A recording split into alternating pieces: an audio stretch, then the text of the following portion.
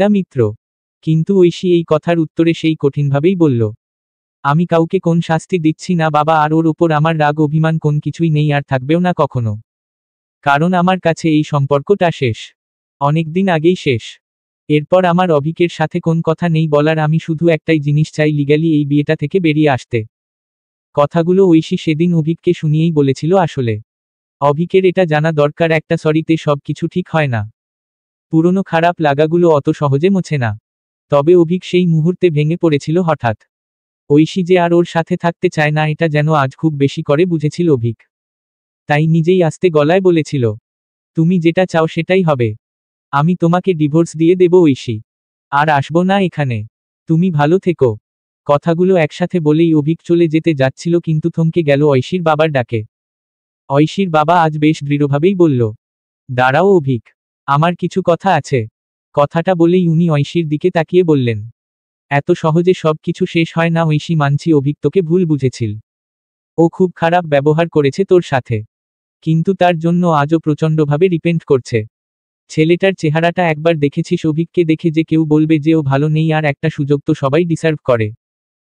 কথাগুলো শুনে ঐশী এবার সোজাসুজি জিজ্ঞেস করেছিল ওর বাবাকে, তুমি ঠিক কি চাও বাবা? আমি আবার আগের মতন সংসার করি অভিকের সঙ্গে? সরি, এটা আর কোনোদিন সম্ভব না আমার পক্ষে। এই কথাটা শুনে ঐশীর বাবা খুব ঠান্ডা মাথায় বলেছিল, না আমি সেটা বলছি না। আমি শুধু তোর কাছ থেকে একটা মাস চাই ব্যাস। তুই অভিকের সাথে 1 মাস কাটিয়ে দেখ, আর যদি তারপরও তোর একই ডিসিশন থাকে তাহলে আমি এই ডিভোর্সটা আর আটকাবো না। কিন্তু এই একটা মাস তুই অভিককে এই সুযোগটা দে, ওর পুরনো ভুলগুলোকে ঠিক করার সুযোগ। ধরে নে এটাই আমার জন্মদিনের গিফট। কথাগুলো শুনে ঐশীর আর কিছু বলার ছিল না। ঠিক আসলে এই একটা মানুষের মুখের ওপর ও সত্যি কিছু বলতে পারে না কখনো, তাই নিজের মনের বিরুদ্ধে গিয়েও রাজি হতে হলো 1 মাস এমন একটা মানুষের সাথে থাকার জন্য যে আর ওর মনের কোথাও নেই। সেদিনের পর ঐশী শুধুমাত্র বাবার কথা রাখার জন্য আরও একবার ফিরেছিল অভিকের সাথে ওই বাড়িতে। কিন্তু এই ফেরাটাই শেষ ফেরা। ঐশী এই একটা মাস কোনোভাবে কাটিয়ে পুরোপুরি বেরিয়ে আসবে এই রিলেশনটা থেকে, বলারও থাকবে না। কথাগুলো খুব স্পষ্টভাবে ভেবে রেখেছিল ঐশী মনে। কিন্তু সেদিন বাড়ি আসার পর ঐশী হঠাৎ কেমন নিস্তব্ধতা খেয়াল করেছিল এই বাড়িটাই, যেটা আগে ছিল না। মেঘাকে এসে থেকেও দেখেনি কোথাও। আজ তো রবিবার, কলেজ ছুটি, আজ তো মেঘার বাড়ি থাকার কথা। আর মেঘার সাথে ঐশীর যেরকম সম্পর্ক ছিল, সেখানে ঐশী বাড়িতে এলে মেঘা অন্তত একবার আসতো ওর সাথে দেখা করতে। যদিও এই কমাসে মেঘার সাথে ঐশীর সেরকম কোন কথা হয়নি ফোনে। আসলে অভিকের কথাগুলো আজও কানে বাজে ওর। মেঘা আর অভিকের জীবনে ঐশী তো একজন বাইরের লোক ছিল, যার আশাতেই মেঘার অত বড় ক্ষতি হয়েছে। এইসব শোনার পর ঐশী ঠিকই করে নিয়েছিল এই বাড়ি থেকে বেরোনোর পর ও আর মেঘার সাথেও কোন রকম যোগাযোগ রাখবে না, আর কোন ব্যাপারে থাকবে না ওদের। কিন্তু মেঘা প্রথম প্রথম ফোন করতো ওকে, ফিরে আসতে বলতো বারবার, নিজের দাদার হয়ে সরিয়ে বলতো ওকে পুরনো সব কিছুর জন্য। কিন্তু ঐশী প্রত্যেকবারই একটাই উত্তর দিত মেঘাকে, যে ওর পক্ষে আর কোনোদিন অভিকের সাথে থাকা সম্ভব না। এরপর ধীরে ধীরে মেঘার ফোন আসা কমতে থাকে, আর ঐশীও নতুন চাকরি কাজের চাপের মধ্যে মেঘাকে কল করা খোঁজ খবর নেওয়া বন্ধ করে দিয়েছিল নিজে থেকে। কথাগুলো আজ ঘরে বসে ভাবছিল ঐশী একা একা। যেই ঘরে একটা সময় অভিকের সঙ্গে থাকতো, ও আজ এতগুলো মাস বাদে এই ঘরটাকেই কেমন অচেনা লাগছিল যেন। এইসব এলোমেলো ভাবনার ভিড়েই অভিক এসেছিল সেদিন ঘরে। একটু থমকে ও ডেকেছিল তারপর ঐশীকে। ঐশী এবার ভাবনার আড়াল থেকে বেরিয়ে এসে তাকিয়েছিল ওর দিকে। অভিক তখন নিজের এতদিনের নিস্তব্ধতা ভেঙে বলেছিল ঐশীকে স্থির গলায়, থ্যাঙ্কস এখানে আসার জন্য, আমাকে আর একটা সুযোগ দেওয়ার জন্য। আমি জানি একটা সরিতে কোন কিছু ঠিক হয় না, কিন্তু আমি না। কথাটাকে আর শেষ করতে না দিয়েই ঐশী এবার বলে উঠল অভিককে, আমি এখানে কোন কিছু ঠিক করার জন্য আসিনি, কিন্তু আমি এখানে এসেছি শুধুমাত্র আমার বাবার কথা রাখতে। কারণ ওই মানুষটার মুখের ওপর আমি কোনোভাবেই না বলতে পারি না। আর এই 1 মাস আমরা একই ঘরে হয়তো থাকবো, কিন্তু একসাথে থাকবো না। আর খুব দরকার ছাড়া আমাদের মধ্যে কোন কথা না হওয়াই ভালো। কথাটা বলে ঐশী আর অভিকের উত্তরের কোন অপেক্ষা করেনি সেই দিন। চুপচাপ নিজের জিনিসপত্র গোছানোতে মন দিয়েছিল। আর অভিকও সেই সময় কিছু বলার মতন খুঁজে পায়নি। ঠিক শুধু মনে হচ্ছিল একটা অদেখা কাচের ভীষণ মোটা দেয়াল আছে দুজনের মাঝে। আর অভিক একই ঘরে ঐশীর এতটা কাছে থাকলেও এই দেয়ালটাকে ভাঙতে পারবে না কখনো। সেদিনের পর একই বাড়িতে একই ঘরে দুজন অচেনা মানুষ থাকতে শুরু করেছিল আবার। তবে প্রথম রাতে ঐশী যখন সোফায় শুতে যাচ্ছিল, অভিক আটকেছিল ওকে। খুব নরম গলায় বলেছিল, তুমি প্লিজ খাটে ঘুমোয়, এইভাবে সোফায় শোয়ার কোন দরকার নেই। ঐশী সেই কথায় একটা লাইনেই উত্তর দিয়েছিল, সরি আমি তোমার সাথে বেড শেয়ার করতে পারবো না। কথাটা শুনে অভিক থমকে হেসেছিল হঠাৎ। তারপর আস্তে গলায় বলেছিল, জানি, কিন্তু সোফায় আমি শোবো, তুমি না। কথাটা বলে ঐশীর কোন উত্তর আসার আগেই ও খাট থেকে নিজের বালিশটা নিয়ে শুয়ে পড়েছিল সোফায়। ঐশী সেই মুহূর্তে 1 সেকেন্ডের জন্য স্থির হয়ে গেছিল যেন, তবে এরপর আরও কোন কথা বাড়ায়নি অভিকের সঙ্গে। কিন্তু এরপর প্রত্যেকটা রাতই অভিক সোফায় ঘুমতো কিছু না বলে। তবে ঐশী মাঝে মাঝে খেয়াল করত এই রাতগুলোতে অভিকের উসখুসভাবে এদিক ওদিক ফেরা, ঠিকভাবে ঘুমোতে না পারাগুলোকে। অভিক যে মাঝে মাঝেই ঘাড়ে হাত দিয়ে বসে পড়তো মাঝরাতে বা বারান্দায় গিয়ে দাঁড়িয়ে থাকতো একা একা, এইসব খেয়াল করত আনমনে। ওর যে সোফায় ঘুমিয়ে ঘাড়ে ব্যথা হচ্ছে, আনকমফর্টেবল ফিল করছে রোজ, এটা বুঝতে পারত ঐশী। কিন্তু ঠিক কিছু বলতে পারত ওকে নিজে থেকে। আসলে মনের দূরত্ব বোঝানোর জন্য চুপ করে থাকাটা খুব দরকার, যে নইলে ভুল ধারণা তৈরি হয়ে যেতে পারে অভিকের। মনে হতেই পারে যে ঐশী এখনও ওর ভালো খারাপ থাকা নিয়ে চিন্তা করে, তাই চুপচাপ সবকিছু অদেখা করে যেত ঐশী রাতগুলোতে। কিন্তু একদিন আর পারল না এইভাবে। সেদিনও অভিক মাঝরাতে উঠে বসেছিল ঘাড়ের যন্ত্রণায়। অন্ধকার ঘরে ঐশী তখন দূরে ঘুমিয়েছিল। অভিক সেই মুহূর্তে এক মনে দেখছিল কালো রাতে আবছা হয়ে যাওয়া ঐশীকে। মনে পড়ে যাচ্ছিল পুরনো সময়ে ও এই মেয়েটাকে কিরকম শক্ত করে আঁকড়ে ধরে ঘুমতো, রোজ ভয়ের স্বপ্ন দেখলে ও ঘুমের ঘোরেই জড়িয়ে ধরত ঐশীকে। অথবা অনেক কাজের চাপ থাকত যেই দিনগুলোতে, তখন রাতে ঐশীর বুকে মাথা রেখে নিশ্চিন্তে ঘুমিয়ে পড়ত বেখেয়ালে। আর আজ এই মেয়েটা কত দূরে ওর থেকে, কেমন আবছা কোন ছবির মতন, যাকে কখনো ছোঁয়া যাবে না। কথাগুলো একমনে ভাবছিল অভিক, তখনই ঐশীর জল তেষ্টায় ঘুম ভেঙেছিল হঠাৎ। আর চোখ খুলেই খেয়াল করেছিল সোফায় বসে থাকা অভিককে। সেদিন এরপর আর ও কিছু না বলে থাকতে পারেনি। ঘরের আলো জ্বালিয়ে ও সোজাসুজি ভাবেই বলেছিল, তোমার সোফায় ঘুমোতে প্রবলেম হয় রোজ? আমি তাহলে কিন্তু অন্য ঘরে ঘুমোতে পারি। এই বাড়িতে তো আর ঘরের অভাব নেই, তুমি এই খাটে কমফর্টেবলি ঘুমাও। কথাগুলো বেশ জোর দিয়ে বলার চেষ্টা করেছিল ঐশী। কিন্তু অভিক ওকে থামিয়ে কিছুটা অসহায়ভাবেই বলেছিল, যেন থেমে থেমে, প্লিজ ঐশী, অন্য ঘরে যাওয়ার কথা বল না, আর অলরেডি অনেক ডিস্টেন্স আছে। আর দরকার নেই। জানি এই 1 মাস বাদে আমি হয়তো চাইলেও কখনো দেখতেও পাবো না তোমাকে। কিন্তু অ্যাটলিস্ট এই একটা মাসের জন্য আমার এইটুকু কাছে থাকো, আই রিকোয়েস্ট দিজ। কথাটা বলে অভিক 2-1 মিনিট চুপ ছিল কেমন নিজের মনে। ঐশীও এই মুহূর্তে ঠিক কি বলবে যেন বুঝতে পারছিল না নিজে। হঠাৎ এই আলো আধারে রাতে ছেলেটাকে যেন ভীষণ ফ্যাকাশে ছন্নছাড়া লাগছিল ওর। চোখের কোণের কালিটাও খুব স্পষ্টভাবে ধরা দিচ্ছিল অভিকের ঐশীর সামনে। তাহলে কি অভিক ভালো নেই? কথাটা যেন আনমনেই মনে এসে ভিড় করছিল ওর। কিন্তু তখনই অভিক ঘরের নিস্তব্ধতা ভেঙে আবার বলে উঠেছিল শান্ত গলায়, আলো নিভিয়ে দাও, ঘুমিয়ে পড়ো তুমি, অনেক রাত হয়েছে। সেদিন কথাটা বলে অভিক নিজেই উঠে আলোটা নিভিয়ে দিয়েছিল ঘরের, আর আবার সেই পুরনো কালো অন্ধকারে ঢেকে ফেলেছিল নিজেকে। কিন্তু ঐশী এই রাতে প্রথম যেন খেয়াল করেছিল এই বদলে যাওয়া অভিককে।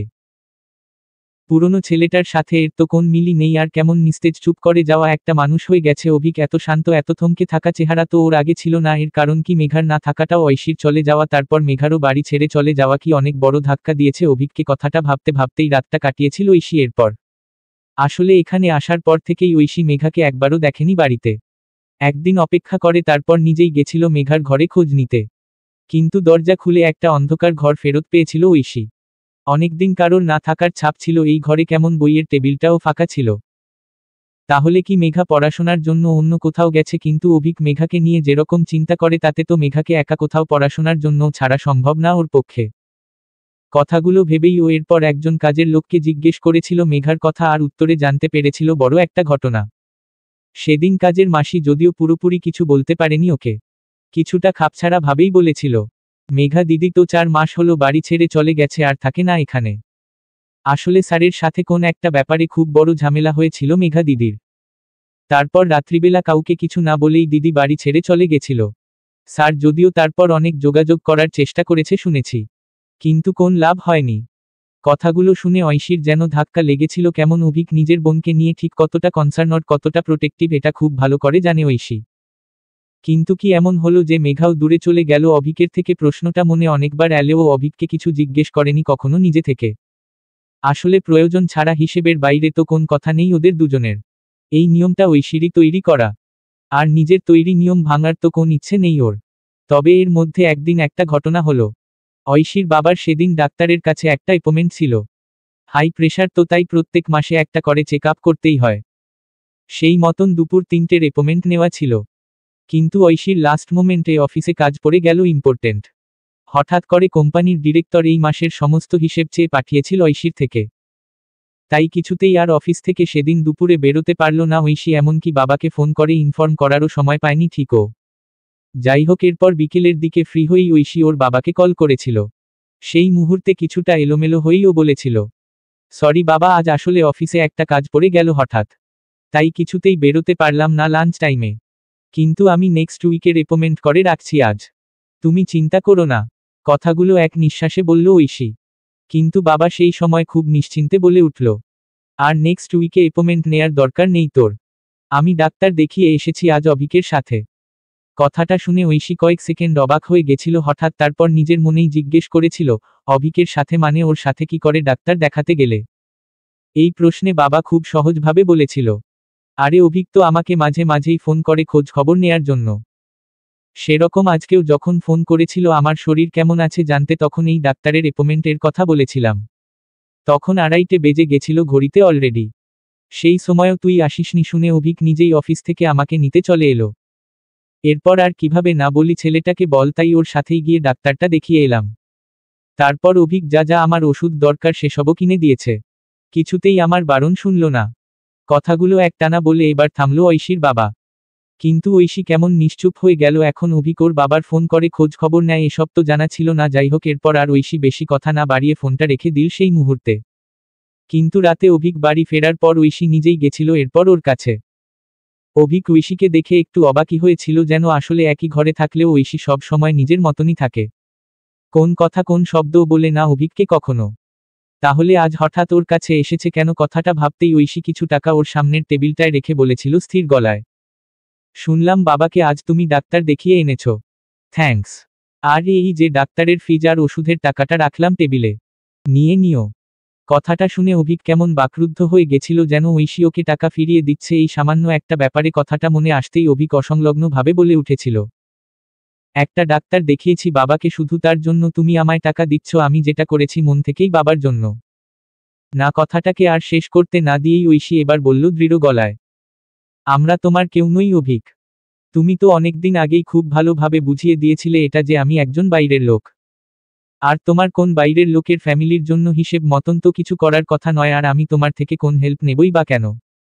কথাগুলো ঐশী অভিকের চোখে চোখ রেখে বলেছিল সেদিন। কিন্তু অভিক এরপর আর নিজেকে সামলাতে পারেনি। হঠাৎ সমস্ত হিসেবের বাইরে গিয়ে অভিক ঐশীকে শক্ত করে ধরেছিল এলোমেলোভাবে, তারপর আবছা চোখেই বলেছিল, একবার কি পুরনো কথাগুলো ভোলা যায় না? আমি যা বলেছিলাম, যেটা করেছিলাম সব রাগে করেছিলাম। মাথার ঠিক ছিল না আমার সেই সময়ে। মেঘাকে ওই অবস্থায় দেখে আমি নিজেকে ঠিক রাখতে পারিনি। আমি জানি আমি অনেক বড় ভুল করেছি, কিন্তু প্লিজ একবার একটা সুযোগ দেওয়া যায় না আমাকে, ভুলগুলোকে ঠিক করার সুযোগ? কথাগুলো কেমন অসহায় চোখে বলেছিল ও। কিন্তু ঐশী সেই মুহূর্তে খুব নিস্তেজ গলাতেই বলেছিল অভিককে একটা কঠিন উত্তর। সেদিন অভিকের শক্ত করে ধরে রাখা হাতটা নিজের কাছ থেকে ছাড়িয়ে নিয়ে ঐশী বলেছিল স্থির গলায়, পারবো না আমি, তুমি যেই ব্যবহারগুলো করেছো সেটা আমি কখনো ভুলতে পারবো না। আসলে আমি অনেক ভালোবেসে অনেক মন থেকে এই বিয়েটা করেছিলাম, তোমার সাথে সংসার করতে এসেছিলাম। আমি কখনো ভাবতে পারিনি যে এই সম্পর্কটা এত ঠুনকো, এত সস্তা তোমার কাছে, যে একটা খারাপ সময় আসলেই তুমি এইভাবে সরে দাঁড়াবে, পুরোপুরি আলাদা করে দেবে নিজের থেকে। যাই হোক, আমি একা বাঁচতে শিখে গেছি এখন, আর পুরনো খারাপ লাগাগুলোকে জীবনে আসতে দিতে চাই না কোনোদিন। আর সত্যি পারবো না আমি তোমাকে বিশ্বাস করতে, কারণ বলা তো যায় না আবার কোন খারাপ সময় এলো আর আবার তুমি সব কিছুর জন্য আমাকে রেসপন্সিবল করে দূরে সরিয়ে দিলে নিজের থেকে। কথাগুলো খুব কঠিন গলায় বলে ঐশী দাঁড়ায়নি আর সেদিন অভিকের সামনে। ঘরটা খালি করে দিয়ে চলে গেছিল সেই মুহূর্তে। কিন্তু অভিক আজ পাথরের মূর্তির মতন স্থির হয়ে গেছিল যেন কিছুক্ষণ। আসলে ঐশীর কথাগুলোতে খুব বেশি করে বুঝেছিল নিজের ভুলটাকে অভিক, আর বুঝেছিল কিছু ভুলের হয়তো সত্যি কোন ক্ষমা হয় না।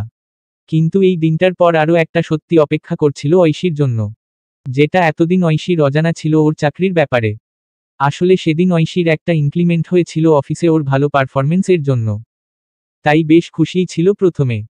কিন্তু কোম্পানির ডিরেক্টর ওর হাতে ইনক্রিমেন্টের অফিসিয়াল লেটারটা হাতে দিয়ে হাসি মুখে বলেছিল, সত্যি মিস্টার অভিক ঠিকই বলেছিলেন আপনার ব্যাপারে, আপনি ভীষণই এফিশিয়েন্ট।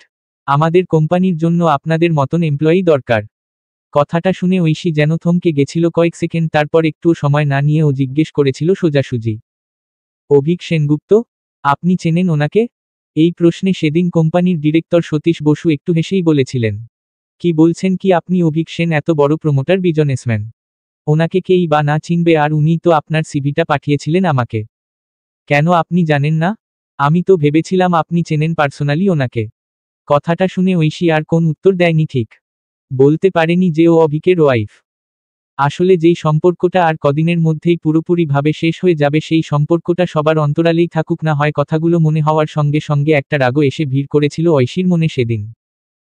ও তো অভিকের থেকে কোন হেল্প চায়নি কখনো, তাহলে অভিক ঠিক কি ভেবে ওর চাকরির ব্যবস্থা করলো, তাও পুরো ব্যাপারটা ঐশীর থেকে আড়াল করে? কি প্রমাণ করতে চাইলো অভিক এইসব করে যে ও কত মহান আর ঐশী ঠিক কতটা সাধারণ? কথাগুলো ভীষণভাবে মনে হচ্ছিল ঐশীর, আর নিজেকে খুব ছোট লাগছিল হঠাৎ। তবে সেদিন ঐশী বাড়ি পৌঁছে আর চুপ থাকেনি। অভিক অফিস থেকে ফেরার পরই ঐশী মুখোমুখি হয়েছিল ওর। আর আজ ভীষণ রেগেই বলেছিল ও, তুমি আমাকে ছোট করে, ইনসাল্ট করে ঠিক কি শান্তি পাও বলো তো? আমার চাকরির জন্য তুমি আমাকে রেকমেন্ড করেছিলে? মানে আমার চাকরিটা তোমার কথাতে হয়েছে, আর সেটা এতদিন বাদে আমি জানলাম? আমি তো প্রথমে চাকরিটা হওয়ার পর ভেবেছিলাম যে 6 মাস আগে অ্যাপ্লাই করার পর তখন ওরা কোন রেসপন্স করলো না। তাহলে এতদিন বাদে কেন হঠাৎ ইন্টারভিউ এর জন্য ডাকলো? আজ বুঝতে পারলাম উত্তরটা, যে ওরা আমার অ্যাপ্লিকেশন এর উত্তর হিসেবে আমাকে ইন্টারভিউ দিতে ডাকেনি, ডেকেছিল শুধু তোমার কথা শুনে। আচ্ছা, তুমি এসব করে কি প্রুভ করতে চাইলে যে আমার কোন যোগ্যতা নেই, আমি নিজের চেষ্টায় একটা চাকরি পেতে পারি না? তোমার মতন পাওয়ারফুল লোকের হাত না থাকলে আমার কিছু হবে না। কথাগুলো খুব তীক্ষ্ণ স্বরে বলেছিল ঐশী। অভিক সেই মুহূর্তে যেন অবাক চোখেই দেখছিল ওকে। কতটা খারাপ মানুষ ভাবে ঐশী ওকে, তাই এইভাবে ভাবতে পারছে অভিকের ব্যাপারে। কথাগুলো মনে নিয়েই অভিক সেদিন বলেছিল শান্তভাবে, আমি এত কিছু ভেবে কিছু করিনি। আমি শুধু তোমার নামটাই রেকমেন্ড করেছিলাম। ওদের সিভি পছন্দ হয়েছিল, ওরা ইন্টারভিউতে তোমার কথা শুনে স্যাটিসফাই হয়েছিল বলেই চাকরিটা দিয়েছে তোমাকে। আর এরপর এতদিন ধরে নিজের কাজ দিয়েই তুমি নিজেকে প্রুভ করেছ। আর আমি যতটুকু করেছি সেটা তোমার ভালো ভেবেই করেছি। কারণ একটা সময় তুমি নিজের চাকরি ছেড়েছিলে আমার বোনের ট্রিটমেন্টের জন্য। আর এই স্যাক্রিফাইসটা আমি কখনো ভুলবো না। যাই হোক, জানি এরপরও তুমি আমাকেই খারাপ ভাববে, আর নিজের হয়ে কিছু বলার নেই আমার। সরি, তোমাকে না বুঝে হার্ট করে থাকলে সরি ফর এভরিথিং। কথাগুলো বলেই অভিক আর থাকেনি ঐশীর সামনে। আসলে খুব কষ্ট হচ্ছিল ওর। ঐশীর ওকে দিনের পর দিন নিজের থেকে এত দূরে সরিয়ে দেয়াটা ঠিক যেন কাটার মতন বিঁধছিল মনে। চোখটা আবছা হয়ে আসছিল হঠাৎ জলে। কিন্তু এই কষ্টটা, এই জলটা ঐশীর সামনে দেখানো যাবে না, তাহলে হয়তো ভাবতে পারে অভিক নাটক করছে, তাই চুপচাপ চলে গেছিল ও ঘর থেকে। কিন্তু ঐশী এই সময় অভিকের কথাগুলো ভেবেছিল আরেকবার ঠান্ডা মাথায়। আর কেন জানে না মনে হয়েছিল ও কি অভিককে একটু বেশি বলে ফেললো, ও কি সত্যিই ভুল বুঝেছিল অভিককে? এতটা হয়তো না বললেও চলতো। কিন্তু এর পরের দিন একটা কথা জেনে ঐশীর সত্যিই হঠাৎ খুব খারাপ লেগেছিল। সেদিন ব্রেকফাস্ট করতে গিয়ে ও বাড়ির কাজের লোকের কাছ থেকে শুনেছিল অভিকের কথা। অভিক আসলে সেদিন খুব সকাল সকাল বেরিয়ে গেছিল অফিসে কিছু না খেয়েই। ঐশী যদিও সেটা জানত না, কিন্তু বাড়ির কাজের মাসি মালতীদি ওকে না দেখে ঐশীকেই জিজ্ঞেস করেছিল, অভিক স্যার কি বেরিয়ে গেছে? খাবে না ব্রেকফাস্ট? কথাটা শুনে ঐশী একটু আনমনেই বলেছিল, আমি জানি না, আমি দেখিনি ওকে সকাল থেকে। কিন্তু এটা শুনে মালতীদি কিছু না ভেবেই বলে উঠেছিল, কিন্তু স্যার তো কাল রাতেও কিছু খায়নি, আর আজ ব্রেকফাস্টটাও করলো না। আজকাল যে কি হয়েছে স্যারের, খাওয়া দাওয়ার আর কোন ঠিকই নেই, এইভাবে চললে না শরীর খারাপ হয়ে যায়। কথাগুলো আপন খেয়ালে বলে মালতীদি রান্নাঘরে চলে গেলেও ঐশী কেমন থমকে গেছিল যেন। কাল রাতে অভিক কিছু খায়নি, আজকাল ঠিক করে খাওয়া দাওয়াও করে না, কথাটা ভেবেই অভিকের বিবর্ণ ফ্যাকাশে মুখটা ভেসে উঠেছিল হঠাৎ চোখের সামনে। সত্যিই কি অভিক আর নিজের খেয়াল রাখে না? ও কি ভেতরে ভেতরে খুব খারাপ আছে? প্রশ্নটা যেন অজান্তেই মনে এসে ভিড় করেছিল ঐশীর। সেদিন রাতে অভিক যখন বাড়ি ফিরেছিল তখন ঘড়িতে 11টা। ইচ্ছে করেই আজকাল ও অফিসে কিছুটা বেশি সময় কাটায়। কারণ বাড়িতে একই ঘরে থেকে ঐশীর সাথে যেই নিস্তব্ধতার সম্পর্কটা আজকাল তৈরি হয়েছে, সেখানে দম বন্ধ লাগে ওর। আর সত্যি আজকাল নিজেকে খুব বাড়তি অপ্রয়োজনীয় মনে হয় কেমন সবার কাছে। ঐশী মেঘা এই দুজন কাছের মানুষই তো আজ ওর থেকে মুখ ঘুরিয়ে রেখেছে, কেউ ওকে সামনে দেখতে অবধি চায় না নিজেদের। তাহলে অভিক একতরফা আর কত চেষ্টা করবে? কথাগুলো ভাবলেই সেদিন মেঘার ঘটনাটা মনে পড়ে যায় ওর। মেঘা অমৃত বলে ছেলেটাকে খুব খুশি মনেই আলাপ করাতে নিয়ে এসেছিল ওর সঙ্গে অফিসে। 3 বছরের রিলেশন ওদের। এখন অমৃত একটা নতুন ব্যবসা শুরু করতে চাইছে। মেঘাও পার্টনার এই স্টার্ট আপে। তার জন্য কিছু টাকা ফান্ডিং দরকার। সেই কারণেই আরও মেঘা ওকে নিয়ে এসেছিল অভিকের কাছে। অভিকও সহজ মনে কথা বলেছিল ওর সঙ্গে প্রথমে। মেঘা যে ছেলেটাকে নিয়ে ভীষণ সিরিয়াস এটা ও শুরু থেকেই বুঝেছিল। কিন্তু তাল কাটল অরূপের কথা শুনে। অরূপের পুরনো পাড়াতে থাকতো নাকি এই ছেলেটা আগে? ছেলেটা ড্রাগস নেয়, এমনকি বাইক চুরির জন্য নাকি জেলও খেটেছে 1 মাস। অভিক কথাটা শুনে বিশ্বাস না করতে চাইলেও ফেলেও দিতে পারেনি সবটা। অরূপ ওর অফিসে এতদিন কাজ করছে, অভিকের খুবই বিশ্বস্ত লোক। অরূপ এত বাজে কথা বলবে না কখনো, কথাগুলো ভেবেই ও অমৃতের খোঁজ খবর নিতে শুরু করেছিল ভালোভাবে। ব্যবসার জন্য পুলিশের অনেক বড় বড় পোস্টের লোকেদের চেনা আছে অভিকের। তাদেরই কাজে লাগিয়ে সবটা জানতে পেরেছিল অভিক। ওই ভালো মানুষ চেহারাটার আড়ালে অমৃত আসলে একজন ড্রাগিস্ট। ক্রিমিনাল রেকর্ডও আছে ওর। শুধু তাই না, মেঘা আর অমৃতের ব্যাংক ডিটেলস চেক করে জানতে পেরেছিল মেঘার অ্যাকাউন্ট থেকে বেশ কয়েকবার 30-40 হাজার করে টাকার ট্রানজাকশন হয়েছে অমৃতের অ্যাকাউন্টে। এরপর অভিকের কাছে সবটা খুব স্পষ্ট হয়ে গেছিল। শুধুমাত্র টাকার জন্য এই ছেলেটা আছে মেঘার সঙ্গে, বাকি সবটা অভিনয়। আর মেঘার মতন সরল মেয়েকে এইভাবে মিথ্যে কথা বলে ঠকিয়ে নেওয়া ভীষণ সহজ। কথাগুলো বুঝতে পেরেই অভিক অমৃতের এগেনস্টে লিগ্যাল স্টেপ নিয়েছিল। টাকা তছরূপের কেস করে দিয়েছিল ও অমৃতের এগেনস্টে। আর মেঘার থেকে যাতে ও দূরে থাকে তার জন্য কমিশনারকে দিয়ে থ্রেটও দেখিয়েছিল অভিক ওই ছেলেটাকে। কিন্তু এই পুরো ব্যাপারটাই অ্যাকসেপ্ট করতে পারেনি মেঘা কিছুতেই। অভিক এইসব হওয়ার দিন বাড়ি এসে মেঘাকে অনেক করে বোঝানোর চেষ্টা করেছিল অমৃতের সত্যিটা। কিন্তু মেঘা কোনোভাবেই বিশ্বাস করেনি অভিককে, কোন কথা শুনতেই চায়নি ওর। আসলে অভিক সব সময় মেঘাকে নিয়ে এতটা প্রোটেক্টিভ ছিল বলেই হয়তো মেঘা মনে মনে বিশ্বাস করে নিয়েছিল যে অভিক ইচ্ছে করে ভেঙে দিয়েছে ওদের সম্পর্কটা। কোন মধ্যবিত্ত বাড়ির ছেলের সঙ্গে অভিক নিজের বোনের রিলেশনটা মানতে পারেনি আসলে, তাই সব শেষ করে দিয়েছে এইভাবে। সেদিন কথাগুলো মেঘা মুখের ওপর বলেছিল অভিককে। তারপর রাত্রিবেলা কিছু না বলে নিজের ব্যাগ গুছিয়ে বেরিয়ে গিয়েছিল বাড়ি থেকে। এরপর অভিককে কিছু না জানিয়ে মন্দিরে গিয়ে অমৃতের সঙ্গে বিয়ে করে নিয়েছিল সেদিন। অভিক তবে অনেক চেষ্টা করেছিল মেঘার সাথে যোগাযোগ করার। পুলিশের থ্রু দিয়ে শেষে খুঁজে বার করেছিল বোনকে, কিন্তু মেঘা কিছুতেই কোন রকম কথা বলতে চায়নি অভিকের সাথে। আর মেঘা যেহেতু একজন অ্যাডাল্ট, তাই পুলিশও কোনোভাবে জোর করতে পারেনি ওকে অভিকের সাথে যোগাযোগ রাখার জন্য। এরপর এতগুলো দিন কেটে গেছে, মেঘা অভিকের সাথে কোন রকম কন্ট্যাক্ট রাখে না। যদিও অমৃত আসে প্রত্যেক মাসে নিয়ম করে অভিকের কাছে হাত পেতে টাকা নিতে। নিজে তো কোন কাজকর্ম করে না আসলে, সংসার চালানোর সমস্ত খরচ তাই নেয় অভিকের কাছ থেকে। আর অভিকও কখনো এই টাকা দিতে না করে না নিজের বোনের কথা ভেবে। বোন মুখ ঘুরিয়ে থাকলেও অভিক তো কখনো পারবে না সেটা করতে, দূরে থেকেও সব রকম ভাবে চেষ্টা করবে মেঘার খেয়াল রাখার। টাকার জন্য যাতে ওর কোন রকম অসুবিধা না হয় রোজকার জীবনে, তাই অমৃতকে কখনো খালি হাতে ফেরায় না ও।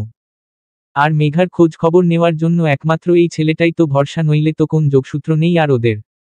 মেঘা তো এতদিন হয়ে গেল অভিকের কোন রকম ফোন অবধি রিসিভ করে না আসলে, কোন কথা বলতে চায় না আর। ওর কাছে অভিক এখন ওর সব থেকে দূরের লোক, যে ইচ্ছে করে ওর এতদিনের রিলেশনটা শেষ করতে চেয়েছিল এক মুহূর্তে। তাই দাদার ওপর ভীষণ রাগ ওর। এমনকি অমৃত যে প্রত্যেক মাসে অভিকের কাছে আসে টাকার জন্য, এই কথাটাও মেঘা জানে না। জানলে নাকি কোনোদিন ওই টাকা ছুঁয়ে দেখত না মেঘা। অমৃতই প্রত্যেকবার এসে এইসব বলে যায় অভিককে। আর অভিক কেমন বাকরুদ্ধ হয়ে যায়, যেন বিশ্বাস করতে পারে না যে যেই বোন ছোটবেলা থেকে দাদা ছাড়া কিছু বুঝতো না, সে আজ মাসের পর মাস ওর থেকে এইভাবে মুখ ঘুরিয়ে থাকতে পারে, এইভাবে ভুলে থাকতে পারে অভিককে। তাহলে কি ঐশী ঠিকই বলতো? অভিকের প্রচণ্ড কনসার্ন, প্রচণ্ড প্রোটেক্টিভ নেচারই মেঘার মনে খারাপ লাগা তৈরি করেছিল ওর জন্য, আর সেটা এইভাবে একটা ভুল বোঝাবুঝির জায়গা তৈরি করে দিল দুজনের। কথাটা যতবার মনে হয় ভেতরে ভেতরে শেষ হয়ে যায় যেন অভিক। প্রচণ্ড নিঃস্ব, একা মনে হয় ওর নিজেকে। মনে হয় শুধুমাত্র নিজের ভুলের জন্যই আজ ওর পাশে কেউ নেই। মেঘা ঐশী দুজনেই আজ ওকে ছেড়ে চলে গেছে বহু দূরে, আর কখনো না ফেরার জন্য। কথাগুলো সেদিন অফিস থেকে ফিরে মেঘার ফাঁকা ঘরটায় ঢুকে ভীষণ মনে হচ্ছিল আবারও অভিকের, আর স্থির দৃষ্টিতেও তাকিয়েছিল টেবিলে রাখা মেঘার হাসি মুখের ছবিটার দিকে। সেই মুহূর্তে ঐশী এসেছিল এই ফাঁকা ঘরে, একটা খাবারের প্লেট হাতে। অভিক তবে খেয়াল করেনি ওকে। ও আসলে কেমন নিষ্পলক চোখে তাকিয়েছিল মেঘার ছবির দিকে, আর আকাশ পাতাল ভেবে যাচ্ছিল এক মনে। কিন্তু ঐশী এই মুহূর্তে খেয়াল করেছিল এই বদলে যাওয়া, টুকরো টুকরো হয়ে যাওয়া অভিককে। কেমন যেন ফ্যাকাশে দুর্বল লাগছিল ওকে। চোখ দুটোর মধ্যে ক্লান্তির ছাপ স্পষ্ট ছিল আজ। ঐশী যেন না চাইতেন খেয়াল করেছিল সবটা, আর মনে মনে থমকে গেছিল হঠাৎ। তাহলে কি অভিক খুব খারাপ আছে? মেঘা ওর দুজনের চলে যাওয়াটা কি মানতে পারেনি অভিক? ভীষণ বড় ধাক্কা লেগেছে ওর, কথাগুলো যেন আনমনে মনে হয়েছিল ঐশীর। আর সেই ভাবনার ভিড়েই ও আলতো স্বরে ডেকেছিল অভিককে। অভিক এরপর নিজের চিন্তাগুলো থেকে বেরিয়ে তাকিয়েছিল ঐশীর দিকে। ঐশী এই মুহূর্তে খাবারের প্লেটটা ওর সামনে নিয়ে এসে বলেছিল আস্তে গলায়, কালকে আমার অতটা রিয়্যাক্ট করা উচিত হয়নি তোমার ওপর। সরি।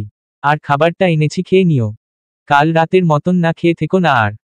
কথাগুলো একসাথে বলে ঐশী চলে যেতে যাচ্ছিল সেদিন কিন্তু থমকে গেল অভিকের কথায়। অভিক কেমন স্থির গলায় ওকে কিছু না ভেবেই বলে উঠেছিল, আজ আমার সঙ্গে খাবে প্লিজ, একটা দিনের জন্য। আসলে একা একা খেতে আমার ভালো লাগে না, রোজ কষ্ট হয়। কথাটা শুনে ঐশী নিজেও কেমন স্থির হয়ে গেছিল হঠাৎ।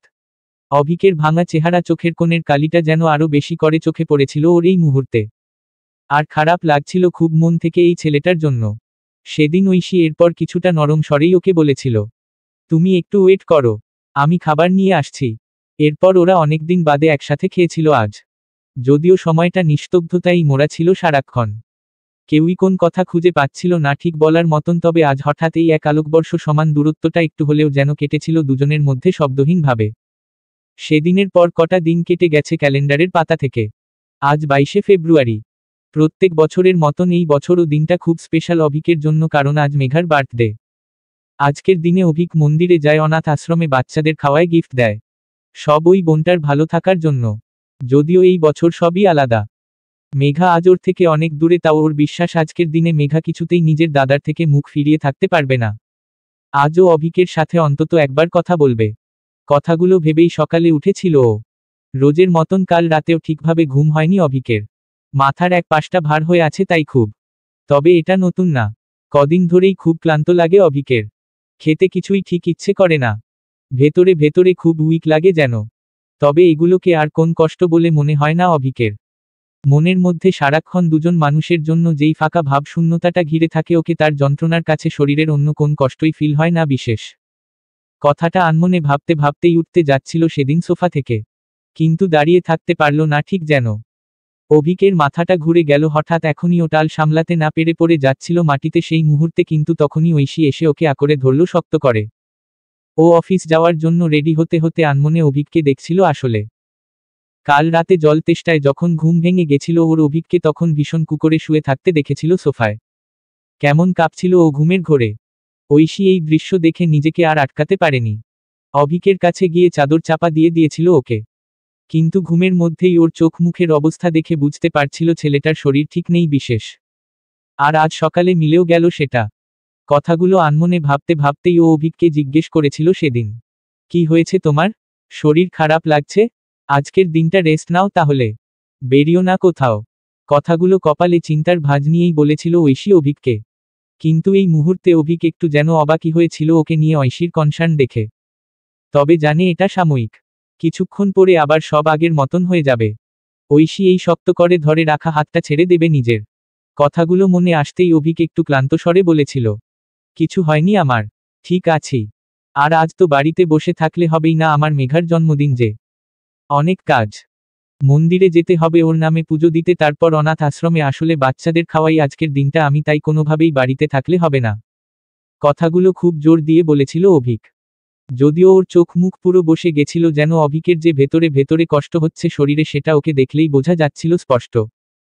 কিন্তু সবটা খেয়াল করেও ঐশী আর আটকায়নি ওকে, জোর করেনি বাড়িতে থাকার জন্য। আসলে ওদের সম্পর্কটা তো আর সেই জায়গায় নেই যেখানে অনেক চিন্তা অনেক কনসার্ন দেখানো যায় একজন আরেকজনের প্রতি। ঐশীর মনে পুরনো দিনগুলো, পুরনো খারাপ লাগাগুলো যে এখনো জমে আছে ভীষণভাবে। তাই অভিকের সাথে মাপা দূরত্ব রেখে চলাটাই নিয়ম। সেই জন্যেই ঐশী আর আজ কোন কথা বাড়ালো না এই মুহূর্তে। যেতে দিল অভিককে ওই শরীরে নিশ্চুপে। তবে এরপরও সারাদিন ঐশী কোনোভাবেই নিজেকে আটকাতে পারেনি অভিকের চিন্তা থেকে। কারণে অকারণে বারবার শুধু অফিসে মনে পড়েছে ওর, অভিকের ওই ফ্যাকাশে মুখটা, যেইভাবে মাথা ঘুরছিল আজ ছেলেটার সকালে যদি শরীরটা আরো খারাপ হয়, কথাটা যেন মাঝে মাঝেই মনে এসে ভিড় করেছে ঐশীর। আর সেদিন কাজের মাসি তো বলল অভিকের খাওয়া দাওয়া অনেকদিন ঠিক নেই একদম। তার ওপরে বিয়ের পরপরই তো ওর এনিমিয়া ধরা পড়েছিল। লো প্রেশারের প্রবলেমও ছিল ছেলেটার। সেই সময় ঐশী অভিকের খাওয়া দাওয়ার সব সময় খেয়াল রাখত খুব। মনে করে ওষুধ দিত ওকে আয়রনের। কিন্তু এখন এইভাবে যত্ন কি অভিক নিজের ন্যায়? মেঘা থাকলেও না হয় ওকে দেখার কেউ একজন থাকত। কিন্তু মেঘার চলে যাওয়াটাও তো অভিকের কাছে কম ধাক্কা নয়। সবটা মিলিয়ে অভিকের শরীরটা ভেতরে ভেতরে ভেঙে পড়ছে না তো। কথাগুলো যেন না চাইতেও আজ ভেবে ফেলছিল ঐশী কাজের ভিড়ে সারাক্ষণ। যাই হোক, এইভাবে দিনটা কেটে যাওয়ার পর ঘড়ির কাঁটা যখন 7টা তখন ঐশী বেরিয়েছিল অফিস থেকে। আজ আবার বাবাকে কিছু ওষুধ কিনে দেওয়ার আছে, সেই সব করে বাবার বাড়ি পৌঁছে দিয়ে যখন এই বাড়ি এসেছিল তখন ঘড়িতে 8:30। তবে আজ ঘরে ঢুকে থমকে গেছিল ও। অন্ধকারের মাঝে অভিক কেমন নিস্তব্ধ হয়ে বসে আছে একা মাটিতে। ঐশীর ওকে দেখে হঠাৎ কেমন লেগেছিল, যেন ছেলেটা ঠিক আছে তো। কথাটা মনে আসতেই ও তাড়াতাড়ি গেছিল অভিকের কাছে, তারপর ওর পাশে বসে আস্তে গলায় জিজ্ঞেস করেছিল, কি হয়েছে তোমার? এইভাবে মাটিতে বসে আছো কেন? শরীর ঠিক আছে তো? প্রশ্নগুলো একসঙ্গে জিজ্ঞেস করেছিল ঐশী। কিন্তু অভিক এই প্রশ্নে কিছুটা সময় নিয়ে কেমন ক্লান্ত স্বরে উত্তর দিয়েছিল, মেঘা আজকের দিনেও একবার কথা বলল না আমার সঙ্গে, একবার ফোন অবধি রিসিভ করল না। অমৃত এসেছিল আজ অফিসে টাকা নিতে, আমি ওকেও বললাম একবার অন্তত মেঘার সাথে যদি কথা বলিয়ে দেয় আমার, কিন্তু অমৃত বলল মেঘা আমার নামটাও করেনি নাকি আজ সকাল থেকে ও কোন রকম যোগাযোগ করতে চায় না আর। কথাগুলো বলতে বলতে অভিক কেঁদে ফেলেছিল হঠাৎ নিঃশব্দে। কেমন যেন ঘোরের মধ্যে ছিল ও। ঐশী যে অমৃতকে চেনে না এটা মাথাতেই ছিল না অভিকের। তবে ঐশী সবটা না বুঝলেও এটা বুঝেছিল যে ছেলেটা অনেক বড় ধাক্কা খেয়েছে আজ। মেঘার এইভাবে মুখ ঘুরিয়ে থাকা, ওর থেকে অচেনা হয়ে থাকা অভিক কিছুতেই মেনে নিতে পারছে না। ছেলেটা শেষ হয়ে যাচ্ছে, তাই ভেতরে ভেতরে কথাটা মনে হতেই ঐশী খেয়াল করল অভিক কেমন নিস্তেজ হয়ে গেছে, যেন কথা বলার অবস্থাতেও আর ঠিক নেই। ঐশী এবার আর চুপ না থেকে বলে উঠল, ওঠো তুমি মাটি থেকে, তোমার শরীর ঠিক নেই, ওঠো প্লিজ। কথাটা বলেই ঐশী অভিকের হাতটা ধরেছিল আর হঠাৎ বুঝতে পেরেছিল ওর শরীরের উষ্ণতাটা।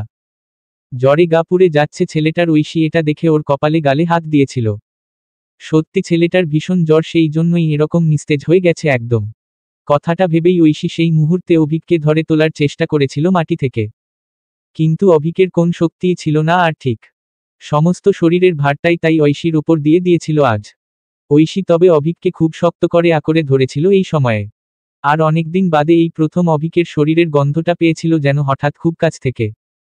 অভিককে এই অবস্থায় দেখে আসলে ঐশী আর আগের রাগ অভিমানগুলো রাখতে পারেনি নিজের মনে, বরং তার জায়গায় এক রাশ চিন্তা এসে জড়ো হয়েছিল মনে। সেদিন এরপর ঐশী অভিককে আর দূরে রাখেনি নিজের থেকে, খাটে এনে শুয়েছিল ওকে। তবে এরপর অভিক পুরোপুরি সেন্সলেস হয়ে গেছিল সেদিন। ঐশীর ওর এরকম অবস্থা দেখে হাত পা ঠান্ডা হয়ে এসেছিল যেন। ও তাড়াতাড়ি ওদের চেনা ডাক্তারকে ফোন করেছিল। ডক্টর বসু এর আগেও দেখেছে অভিককে, উনিই বুঝবে ভালো ওর অবস্থা। এরপর প্রায় 1 ঘন্টা বাদে ডক্টর বসু এসে দেখেছিল অভিককে। অনেকদিন ধরে ঠিকভাবে কিছু খায়নি ছেলেটা, শরীরে রক্ত একদম কম, আর প্রেশারও খুব লো। তার ওপরে এতটা টেম্পারেচার, তাই রিকভার হতে টাইম লাগবে। কথাগুলো বেশ চিন্তা নিয়েই বলেছিলেন উনি। ঐশী সেই মুহূর্তে এইসব শুনে থমকে গেছিল যেন। অভিকের ফ্যাকাশে চেহারা, নিস্তেজ শরীরটা দেখেও কেমন শেষ হয়ে যাচ্ছিল ভেতরে ভেতরে। মনে হচ্ছিল ঐশী কেন একটু দেখল না অভিককে। ও তো এসে শুনেছিল অভিক ঠিকভাবে খায় না কিছু, তাহলে কেন কথাটার কোন গুরুত্ব দিল না ও? এত কিসের রাগ যে এতটা শরীর খারাপ, এটা বুঝেও বুঝল না ঐশী। সেদিন এসব ভাবনার ভিড়েই সারা রাত বসেছিল ঐশী অভিকের মাথার কাছে। ভিজে রুমাল দিয়ে বারবার কপালটা ভিজিয়ে দিচ্ছিল ওর, যাতে জ্বরটা কমে। অভিক যতবার জ্বরের ঘোরে কেঁপে উঠছিল কষ্টে, ঐশী ওকে সামলাচ্ছিল ধরে। মাঝে মাঝেই শক্ত করে হাতটা আঁকড়ে ধরছিল অভিকের। কিন্তু এর পরের দুদিনও একই রকম অবস্থা ছিল অভিকের, বরং বলা যায় খারাপের দিকেই গেছিল ছেলেটা। খুব জ্বরের জন্য হঠাৎ শ্বাসকষ্ট শুরু হয়েছিল ওর। ঐশীর হাতটা ধরে ছটফট করছিল অভিক একটু শ্বাস নেয়ার জন্য। ঐশীর সেই মুহূর্তে সব এলোমেলো হয়ে গেছিল। হঠাৎ অভিককে পুরোপুরি হারিয়ে ফেলার ভয় এসে জড়ো হচ্ছিল মনে। কেমন নিজের ওপরই রাগ হচ্ছিল যেন তখন। এতদিন তো ছেলেটা চোখের সামনেই ছিল, দিনের পর দিন অপেক্ষা করেছে শুধু ঐশীর সঙ্গে একটু কথা বলার জন্য, আর ঐশী ওইভাবে মুখ ঘুরিয়ে থাকলো, একবার কাছে গেল না। অভিকের কথাগুলো ভীষণভাবে মনে হচ্ছিল যেন ওর। তার মধ্যেই কোন মতে ডাক্তারকে কল করেছিল ঐশী। এরপর অক্সিজেন দিতে হয়েছিল অভিককে একটা গোটা দিন। ঐশী যেন ভেঙে টুকরো টুকরো হয়ে যাচ্ছিল সেই সময়। অভিকের নিস্তেজ শরীর, ক্লান্ত মুখটাকে দেখে বারবারই চোখটা ভিজে আসছিল ওর।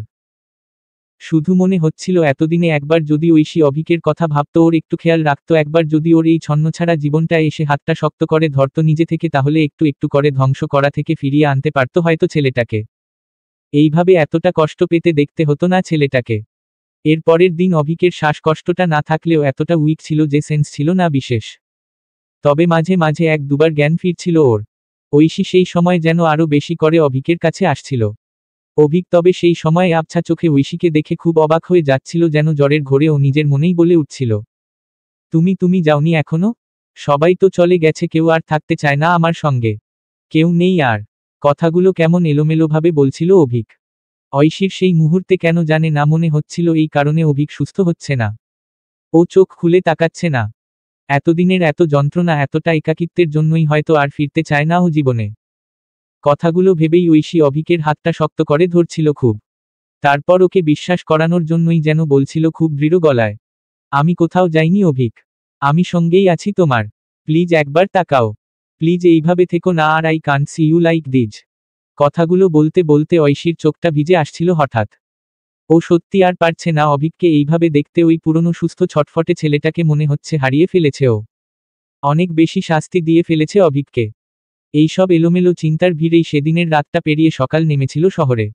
আর আজ প্রায় 2.5 দিন বাদে অভিক একটু সুস্থ হয়েছিল। জ্বরটা নেমেছিল ওর। সেদিন সকালে ঘুম ভাঙতেই তবে স্থির হয়ে গেছিল যেন। ঐশীর বুকে মাথা রেখে ও চোখ খুলেছিল আসলে। তার মানে কি সারা রাত এইভাবেই ঘুমিয়েছিল? কথাটা মনে ভাবতেই ও অনেকদিন বাদে খুব কাছ থেকে দেখেছিল ঐশীকে। ওর এলোমেলো চুল, আলতো ঘুমের মধ্যে থাকা মিষ্টি মুখ, সব কিছুকে যেন নতুন করে দেখছিল ও নিঃশব্দে। সেই মুহূর্তে ঐশীর ঘুম ভেঙে গেছিল হঠাৎ। ও চোখ খুলেই অভিককে দেখে অবাক হয়ে বলেছিল, ঠিক আছো তুমি? জ্বর নেই তো?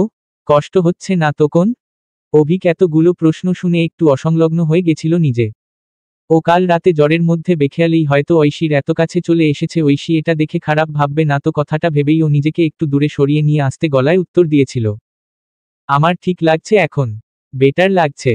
ঐশী এই কথায় ওর কপালে নিজের হাত ঠেকিয়ে দেখেছিল জ্বরটা না, আর গা গরম নেই। তাহলে জ্বর নেমেছে অবশেষে। এটা ভেবেই ঐশী যেন একটু স্বস্তির নিঃশ্বাস ফেলেছিল অবশেষে। কিন্তু অভিক কি বলবে ভেবে পাচ্ছিল না ঠিক। ঐশী ওকে নিয়ে চিন্তা করছে এটা যেন বিশ্বাস করতে পারছিল না এখন। যাই হোক, এরপর কিছুক্ষণ বাদে ঐশী ব্রেকফাস্ট নিয়ে এসেছিল অভিকের কাছে। তবে অভিক খাবার দেখেই বলে উঠেছিল, আমি কিছু খাবো না, ইচ্ছে করছে না। ঐশী এটা শুনে জোর দিয়ে বলেছিল, ইচ্ছে না হলেও খেতে হবে। তুমি জানো তোমার শরীরে হিমোগ্লোবিন কমে গেছে, প্রেশার লো, সব এই ঠিকঠাকভাবে না খেয়ে থাকার জন্য দিনের পর দিন। এই 3 দিন তোমার কি অবস্থা হয়েছিল জানো তুমি? কথাগুলো এক নিঃশ্বাসে বলেছিল ঐশী। অভিক তখন নিজের মনেই যেন অল্প হেসে উঠেছিল। তারপর খুব আফসোসের গলায়ই বলেছিল, মরলাম তো নাকি, আর হলো এত সহজে মনে হয় যাব না। কথাটা শুনে ঐশী যেন থমকে গেছিল কেমন। অভিক এইভাবে বলছে, ও কি সত্যি আর বাঁচতে চায় না? কথাটা মনে হতেই ঐশী আর নিজেকে আটকায়নি। ও সোজাসুজি জিজ্ঞেস করেছিল অন্য একটা কথা, মেঘনা কোথায় অভিক? কি হয়েছে তোমাদের মধ্যে? বলো আমাকে। কথাটা বলে ঐশী আজ অভিকের হাতটা ধরেছিল নিজে থেকে, এটা বোঝানোর জন্য যে অভিক একা নেই, ঐশী আছে সঙ্গে। সেদিন হয়তো এই স্পর্শটারই ভীষণ দরকার ছিল অভিকের। সমস্ত খারাপ লাগাগুলোকে মনের মধ্যে জমিয়ে রাখতে রাখতেও যেন শেষ হয়ে যাচ্ছিল রোজ। তাই চোখটা ভিজে এসেছিল এই মুহূর্তে হঠাৎ। আর সেই আবছা চোখেই ও বলেছিল, মেঘনা 4 মাস আগে এই বাড়ি ছেড়ে গিয়ে অমৃত বলে একটা ছেলের সঙ্গে বিয়ে করেছে। এখন ওর সাথেই থাকে। ছেলেটা খুব খারাপ, ড্রাগস নেয়, পুলিশ রেকর্ড আছে। আমি সব জানতে পেরে বলেছিলাম এটা ওকে। অনেকবার বোঝানোর চেষ্টা করেছিলাম অমৃতকে ছেড়ে দেওয়ার জন্য, কিন্তু ও আমাকেই ভুল বুঝল। তুমি ঠিকই বলতে, খুব বেশি কন্ট্রোল করে ফেলেছিলাম হয়তো একটা সময় ওর লাইফ, তাই অনেক ডিস্টেন্স তৈরি হয়ে গেছিল। সেই জন্য আমার কোন কথাই বিশ্বাস করেনি মেঘা। উল্টে এক রাতের মধ্যে বাড়ি ছেড়ে মন্দিরে গিয়ে বিয়ে করে নিল, আর তারপর থেকে আজ অবধি এতদিন ও আমার সাথে কোন যোগাযোগ রাখেনি। অমৃত প্রত্যেক মাসে এসে আমার কাছ থেকে টাকা নিয়ে যায়। নিজে আসলে কোন রোজগার করে না, সংসার চালানোর সব টাকা আমার থেকেই নেয়। তার বদলে ওর কাছ থেকে আমি আমার বোনের খবর পাই। যদিও মেঘা এটা জানে না। জানলে হয়তো আমার টাকা নিত না ও নিজের কষ্ট হলেও। আসলে এখন তো আমি সব থেকে দূরের লোক মেঘার, যার ফোনটাও একবারও রিসিভ করা যায় না। কথাগুলো এক নিঃশ্বাসে বলে ডুকরে কেঁদে উঠেছিল অভিক। ঐশী সেই মুহূর্তে শক্ত করে জড়িয়ে ধরেছিল ওকে। অভিককে আর ভেঙে পড়তে দেখবে না ও কিছুতেই। সেদিন এরপর ঐশী অভিককে কোনোভাবে শান্ত করে আস্তে গলায় বলে উঠেছিল একটু ভেবে, আমার একটু অবাক লাগছে ব্যাপারটা মেঘা, তোমার সাথে যোগাযোগ না রেখে এতগুলো দিন থাকতে পারবে এটা কিভাবে সম্ভব? ও তো দাদা ছাড়া আর কিছুই বুঝতো না কখনো। মানছি কিছু কিছু ব্যাপারে হয়তো মতের অমিল হতো, কিন্তু তার মানে এই না যে ও তোমার এগেনস্টে ছিল। কথাগুলো শুনে অভিক এবার একটা দীর্ঘশ্বাস ফেলেই বলেছিল, এখন সব বদলে গেছে। এতদিনে নইলে একবার আমার ফোনটা অন্তত ধরতো মেঘা। কথাটা শেষ হতেই ঐশী এই মুহূর্তে অন্য একটা কথা বলে উঠল হঠাৎ। ও কিছুটা কৌতূহল নিয়েই বলল, তুমি মেঘার অ্যাড্রেসটা আমাকে একটু দিতে পারবে? আমি তো ওর খুব ক্লোজ ছিলাম, আমি কথা বললে যদি কিছু ঠিক হয়। এটা শুনে অভিক যেন নিস্তব্ধ হয়ে গেছিল কেমন। ও নিষ্পলকভাবে ঐশীর দিকে তাকিয়ে বলেছিল স্থির গলায়, তুমি কথা বলবে মেঘার সাথে আমার জন্য। এটা শুনে ঐশী আলতো হেসে আরেকবার অভিকের হাতটা ধরেছিল শক্ত করে। তারপর খুব সহজভাবে বলেছিল ওকে, হ্যাঁ বলবো, কিন্তু তার আগে তুমি এই খাবারটা ঠিকঠাকভাবে খাও প্লিজ। সেদিন এরপর নিজের হাতে খাইয়ে দিয়েছিল ঐশী অভিককে অনেকটা যত্ন নিয়ে। অভিক যদিও খুব আর্টস ছিল ঐশীর কাছে, আসলে এতদিনের দূরত্বটাকে ভুলতে পারছিল না ঠিক, কিন্তু ও আর এরপর কিছুতেই না করতে পারেনি খাওয়ার ব্যাপারে ঐশীকে। তবে ঐশী মনে মনে জানত শুধু এইটুকুতেই হবে না, মেঘাকে যে করেই হোক অভিকের কাছে নিয়ে আসতে হবে আবার, নইলে ছেলেটা বাঁচবে না, শেষ করে দেবে কোন না কোনোভাবেই নিজেকে। কথাগুলো ভেবেই ও সেদিন বেলার দিকে গেছিল অভিকের দেওয়া অ্যাড্রেসে মেঘার খোঁজে। কিন্তু ওর কেন জানি না সবকিছু খুব গন্ডগোলের মনে হচ্ছিল। শুরু থেকেই মেঘা অভিকের এতটা ক্লোজ ছিল, এত ভালোবাসত নিজের দাদাকেও, তাহলে কি করে এতদিন এইভাবে না দেখা করে থাকলো মেয়েটা, এমনকি ফোনটা অবধি রিসিভ করলো না। সবকিছুই কেমন ধাঁধার মতন লাগছিল ওর, মেঘার সাথে মেলাতে পারছিল না ও কোনো কিছুই ঠিক। আর এই অমৃত বলে ছেলেটাই বা কেমন বিয়ের পর এতদিন ধরে টাকা নিয়ে যাচ্ছে অভিকের কাছ থেকে? কোন আত্মসম্মানও নেই ছেলেটার নাকি? কথাগুলো বারবার মনে হচ্ছিল ঐশীর। তবে তার সঙ্গে আরেকটা কথাও মনে হচ্ছিল, খুব অমৃত বলে ছেলেটা কিছু করেনি তো আসলে ও কোনভাবে মেঘার এই বদলে যাওয়ার পেছনে কারণ না তো? কথাগুলো ভেবেই ঐশী কলিং বেলটা বাজিয়েছিল সেদিন অমৃতদের বাড়ির। তারপর কিছুক্ষণের অপেক্ষার ভিড়ে দরজাটা খুলেছিল একজন অবশেষে। সেই মুহূর্তে দরজার ওপাশে দাঁড়িয়ে থাকা মানুষটাকে দেখে অবাক হয়ে গেছিল ঐশী, চোখের কোণে কালশিটে ক্লান্ত বিধ্বস্ত চেহারা। এ কি অবস্থা হয়েছে মেঘার? কথাটা ভাবতেই মেঘাও কেমন চমকে উঠেছিল ঐশীকে দেখে। এতদিন বাদেও প্রথম কয়েক সেকেন্ড যেন কিছু বলার অবস্থাতেই ছিল না, তবে ঐশী কেমন থমকে গিয়েই বলেছিল মেঘাকে, কেমন আছিস তুই? এটা কি অবস্থা হয়েছে চেহারার তোর? কথাটা শুনে মেঘার চোখে জল চলে এসেছিল সেই মুহূর্তে। ও ভাঙা গলায়ই বলেছিল, বৌদি ভাই তুমি এখানে কি করে? ঐশী সেই কথাটা শুনে কিছু বলতে যাবে সেই সময়ই পিছন থেকে একটা লম্বা ছিপছিপে চেহারার ছেলে কেমন টলতে টলতে এসে খুব জোরে বলে উঠেছিল মেঘাকে, তুমি এইভাবে দরজা খুলতে এসেছো কেন? ভেতরে যাও এক্ষুনি, যাও বলছি। কথাগুলো বেশ ঝাঝালো গলায় জড়িয়ে জড়িয়ে বলেছিল ছেলেটা। ঐশী সেই মুহূর্তে মদের গন্ধ স্পষ্ট পাচ্ছিল ওর কাছ থেকে। আর এই সমস্ত কিছু দেখে এটা বুঝতে বাকি ছিল না যে ছেলেটা এই সকাল বেলাও ড্রিঙ্ক করে আছে। তাহলে এই কি অমৃত? কথাটা ভাবতেই ও দেখল ছেলেটা কেমন টান দিয়ে সরিয়ে দিল মেঘাকে ঐশীর সামনে থেকে। তারপর ওকেও সেই একইভাবে ঝাঝালো গলায় জিজ্ঞেস করল, কে আপনি? কি চাই এখানে? কথাটা শুনে ঐশী কিছু একটা বলতে যাওয়ার আগেই ছেলেটা নিজের মনে কেমন জড়ানো স্বরে বলে উঠল, বুঝেছি, সেলস গার্ল তাই তো, কিন্তু আমাদের এখন কিছু লাগবে না, 2-4 পেগ ছাড়া আমার আর কিছুর দরকার নেই। কথাগুলো কেমন ঘোলাটে চোখে বলে মুখের ওপর দরজা বন্ধ করে দিল ঐশীরও। সেই মুহূর্তে সবটা দেখে ঐশীর যেন ধাক্কা লাগলো একটা। সবকিছু দেখে ও খুব স্পষ্টভাবে বুঝতে পেরেছিল মেঘা একদম ভালো নেই এখানে। সেদিন এরপর বুঝতে পারছিল না মেঘার সাথে যোগাযোগ করবে কিভাবে ওর খোঁজ খবর নেবে। কথাটা ভাবতে ভাবতেই মনে হলো প্রতিবেশীদের কথা হঠাৎ। ঐশী এবার আর সময় নষ্ট না করে পাশের ফ্ল্যাটগুলোর দরজা ধাক্কালো। ওপর নিচে 3টে ফ্ল্যাটের লোকেদের সাথে কথা বলেই ঐশী জানতে পারল অনেক কথা সেদিন। মাঝে মাঝেই ওই অমৃতদের ফ্ল্যাট থেকে চিৎকার চেঁচামেচি অশান্তি শোনা যায় নাকি। অমৃত তো প্রচণ্ড নেশাখোর, ড্রাগ এডিক্ট বলেই জানে ফ্ল্যাটের লোকজন। আর মেঘাকে ওরা আজ অবধি কখনো বাইরে বেরোতে দেখেনি। বুঝতে পারে সবাই মেয়েটাকে আটকেই রাখা হয় বাড়িতে, কারোর সাথেই কোনোভাবে কথা বলতে মিশতে দেওয়া হয় না। কথাগুলো শুনে সেদিন ঐশী যেন নির্বাক হয়ে গেছিল। কেমন মেঘার জীবনটা যে পুরো নষ্ট হয়ে গেছে এই বিয়েটা করে, এটা বুঝতে আর ওর বাকি ছিল না কিছু। কিন্তু তাও কোনোভাবে মেঘার সাথে কথা না বলে তো ও কোন স্টেপ নিতে পারবে না, এটা ভেবেই সেদিন অপেক্ষা করেছিল অনেকক্ষণ ফ্ল্যাটের নিচে। ও সবার সাথে কথা বলে জানতে পেরেছিল একজন কাজের লোক রোজ বিকেলে আসে অমৃতদের বাড়ি কাজ করতে। কল্পনাদি নাম মহিলার। তাকে ধরেই কোনোভাবে যোগাযোগ করা যেতে পারে মেঘার সঙ্গে। এইসব ভেবেই ফ্ল্যাটের নিচে দাঁড়িয়েছিল ঐশী অনেকক্ষণ। এর মধ্যে ফ্ল্যাটের সিকিউরিটি গার্ডের সাথেও আলাপ পরিচয় করে নিয়েছিল ঐশী। সব খুলে বলেছিল ওনাকে। সিকিউরিটি গার্ড ও অমৃতের নাম শুনেই ভ্রু কুঁচকে ছিল নিজের। ওর মতন খারাপ নেশাখোর ছেলে নাকি একটাও হয় না। বেশ রাগের স্বরেই বলেছিল কথাটা উনি ঐশীকে।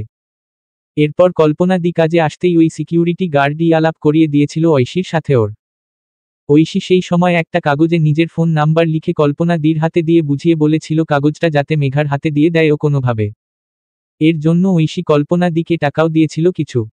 এরপর ওর ফেরা না অবধি অপেক্ষা করেছিল অ্যাপার্টমেন্টের বাইরে, এটা কনফার্ম হওয়ার জন্য যে কাজটা হয়েছে। এরপর কল্পনা দি কাজ শেষ করে ফিরলে ঐশী আবার ধরেছিল ওকে রাস্তায়, তারপর সব জিজ্ঞেস করে কিছুটা শান্ত মনে ফিরেছিল বাড়িতে অবশেষে। ঐশীর ফোন নাম্বারটা মেঘা পেলে যদি ওকে ফোন করে কথা বলে নিজে থেকে মেঘার সাথে কি হয়েছে এটা জানাটা খুব দরকার আসলে ঐশীর।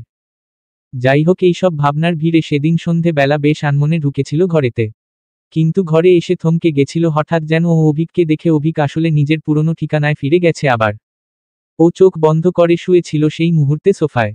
ঐশী তবে এই দৃশ্য দেখে চুপ করে থাকতে পারেনি আর। ও অভিকের কাছে গিয়ে বেশ রাশভারী গলায় ওকে ডেকে বলেছিল, কি ব্যাপার, তুমি এই শরীরে খাট থেকে নেমে সোফায় এসে শুয়েছ কেন? মাথা ঘুরে পড়েও তো যেতে পারো কোনোভাবে, এমনিতেই তো উইক খুব। কথাগুলো বেশ রাগের স্বরেই বলেছিল ঐশী। কিন্তু অভিক এর উত্তরে শান্তভাবেই বলেছিল, আমার শরীর আগের থেকে এখন অনেকটাই বেটার। জ্বরও আসেনি আর সারা দিনে, আর তুমি আর 7 দিনই আছো এই বাড়িতে, তারপরই তো মাস শেষ চলে যাবে।